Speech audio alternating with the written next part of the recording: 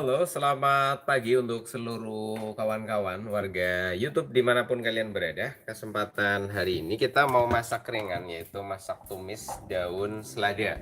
Kalian tahu nggak sih selada itu apa? Nah, selada, saya punya selada di sini banyak. Sebentar, teman-teman. Ini dia, daun selada. Wih, ya. Ini daun selada kayak gini. eh, Sama nggak sih sama di daerah kalian ini namanya selada? Kalau di sini ini namanya selada. Kalau di daerah kalian nggak tahu namanya apa. Yang saya tahu ini adalah selada. Mana selada? Selada ya. Sama ya, sama. Selada, salad itu beda ya. Akan sediakan bumbu-bumbunya di sini yaitu adalah bawang merah.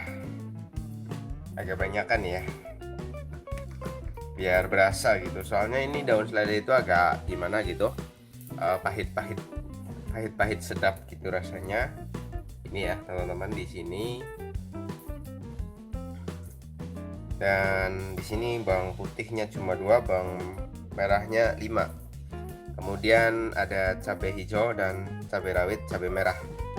Ya, cabai itu mahal bro, jadi harus hemat.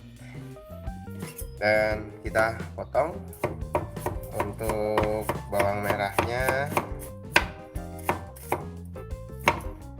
oke sebentar.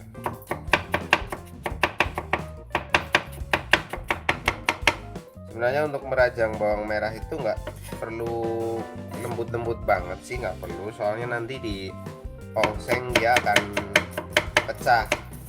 Tapi kalau bawang putih lebih baik lembut sekali, jangan sampai nggak lembut. Soalnya nanti utuh, beda sama bawang merah.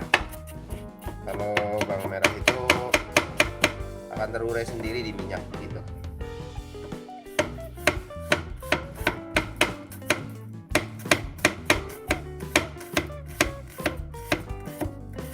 Hati-hati kalau nggak biasa potong bawang ya, nanti tangannya bisa terluka kena pisau. Oke, di sini sudah semua bumbunya, yaitu cabai merah, cabai hijau, cabai rawit, bawang putih, dan bawang merah. Ini sudah ready. Kita kasih minyak sedikit.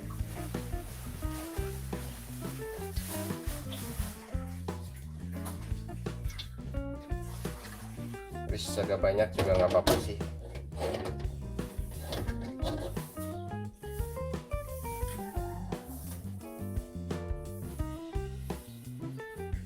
Kemudian nyalakan kompor. Tunggu sampai memanas terlebih dahulu. Siapkan udang. Udangnya yang kecil, jangan yang besar. Dites dulu udah panas apa belum. Oh belum.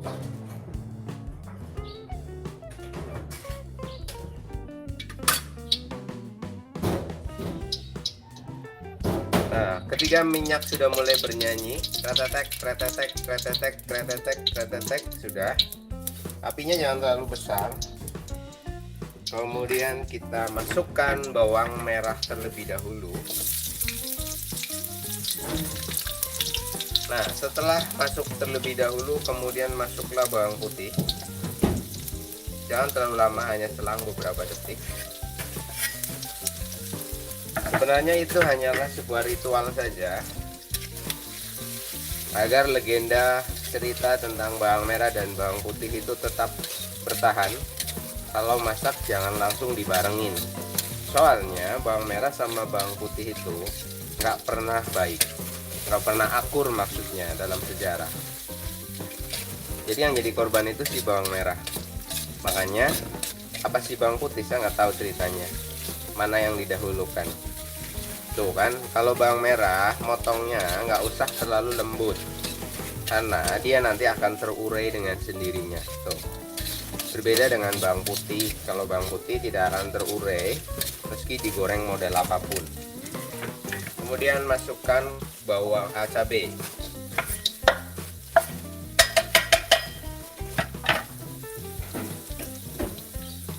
Kemudian masukkan udangnya. Kalau udang nggak apa-apa di awal-awal waktu, soalnya dia harus agak tergoreng.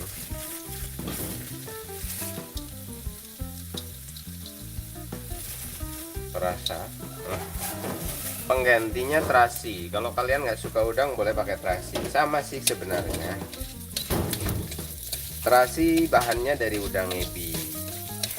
Nah kita langsung dari bahan dasarnya yaitu udang aja. Kalau saya terasi nggak begitu suka sih, soalnya baunya terlalu menyengat.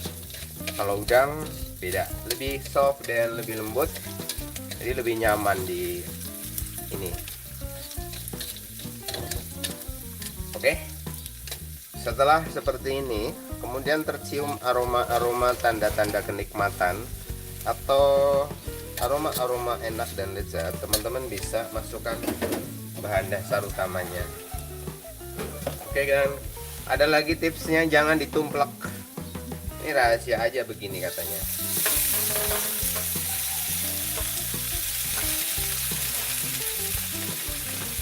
Nah, kalau ditumplek itu nggak bagus. Konon kabarnya itu nggak baik.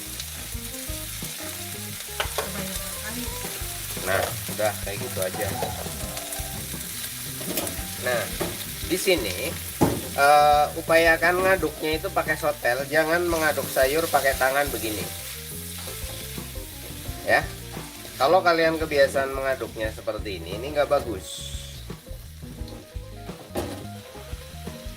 Kalau nggak biasa, lebih baik pakai sotel.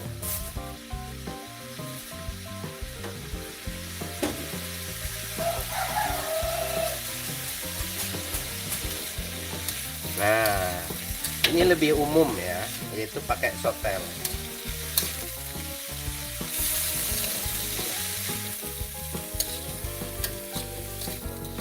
Nah, kelihatannya banyak banget, tapi setelah dimasak ini cuma sebentar aja. Dan jangan lupa aduk terus, Bro. Soalnya nanti sebagian yang ngumpul di tengah itu nggak ikut kemateng. Jadi terus begini, ya. Nah, setelah kayak gini, kalian siapkan sesuatu yang nggak boleh lupa. Itu inti masakan di dalam setiap masakan saya itu harus ada ini. Itu gula merah. Saya makan masakan tanpa gula merah itu kayak nggak makan.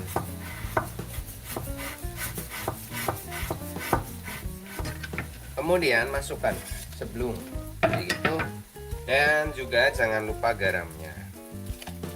Garamnya segini aja nggak apa-apa, cukup ya teman-teman ya. Lalu aduk.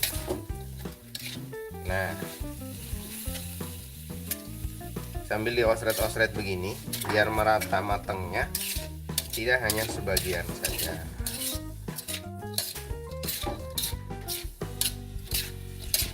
Terus dilakukan pengolahan seperti ini, nggak boleh telat, soalnya nanti matang sebagian nggak, jadi nggak merata matangnya. Suka-suka kalian lah, mau pakai merek apa, mau pakai produk apa juga boleh. Bentar, aku kecopetan, habis.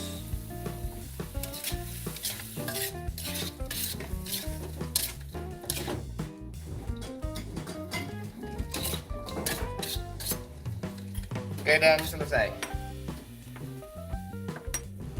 Dan wajan panas, jadi kalau wajannya panas pakai cempal. You know is cempal? Ya, cempal itu cempal. Nah,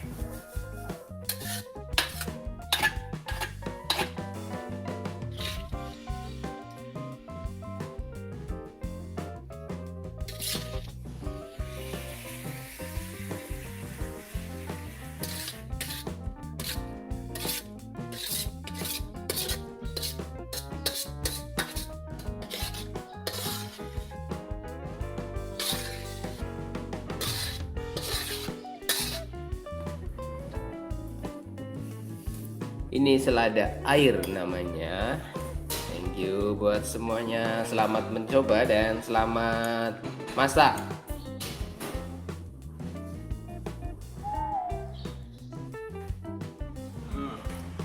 Nikmat.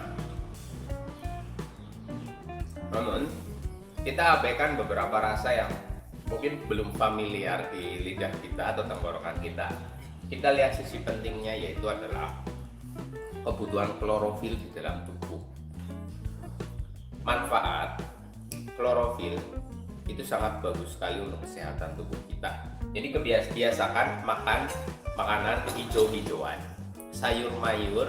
Selain kebutuhan serat dan kandungan klorofil di dalam daun ataupun sayuran hijau itu sangat bagus untuk sistem metabolisme tubuh, untuk memperbaiki sel sistem imunitas di dalam tubuh kita.